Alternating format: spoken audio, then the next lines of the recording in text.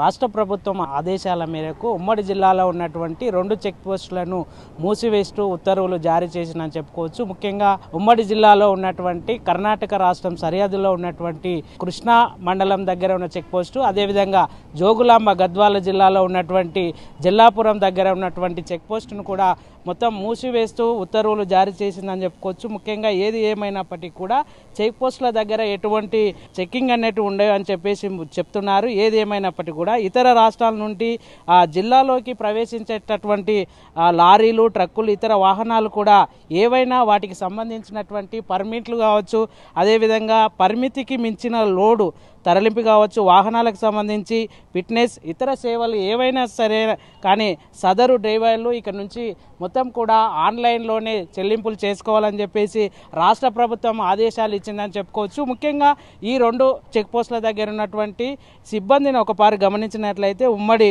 జిల్లాలో ఉన్నటువంటి ఇక్కడ అలంపూర్ దగ్గర ఉన్నటువంటి సిబ్బంది ఇద్దరు ఎంవీఐలు, 6 ఏఎంవీఐలు, 2 కానిస్టేబుల్స్, 3 హోంగార్డులు, 1 డీబీడీ కంప్యూటర్ ఆపరేటర్ ఉన్నారు. అదేవిధంగా కృష్ణా చెక్ పోస్ట్లో 1 ఎంవీఐ, 4 ఏఎంవీలు, 4 హోంగార్డులు, 1 కంప్యూటర్ ఆపరేటరు పనిచేస్తున్నారని చెప్పుకోవచ్చు. రాష్ట్ర ప్రభుత్వం చేసినటువంటి ఉత్తర్వుల మేరకు ఉమ్మడి జిల్లాలో ఉన్నటువంటి 2 చెక్ పోస్టుల దగ్గర కూడా ఈ యొక్క సిబ్బందిని డిటిసి కార్యాలయం అనగా మహబూబ్నగర్ జిల్లా కేంద్రంలో ఉన్నటువంటి కార్యాలయంలో వాళ్ళు రిపోర్ట్ చేయాలి. ఈ రిపోర్ట్ చేసిన తర్వాత ఉన్నటువంటి 2 చెక్ పోస్టులలో ఉన్నటువంటి సిబ్బందిని వాళ్ళ ఎక్కడ విధులు నిర్వహిస్తారని చెప్పేసి రానున్న 24 గంటల్లో వాళ్ళని డిటిసికి సంబంధించిన అధికారులు అయితే సర్ది చేస్తారని చెప్పుకోవచ్చు. ఉమ్మడి జిల్లాలో ఉన్నటువంటి 2 చెక్ పోస్టుల దగ్గర కూడా అనేక ఆరోపణలు కూడా ప్రజల్లో చాలా వరకు గత రోజుల కిందట ఎన్నో ఆరోపణలు చేశారని చెప్పుకోవచ్చు.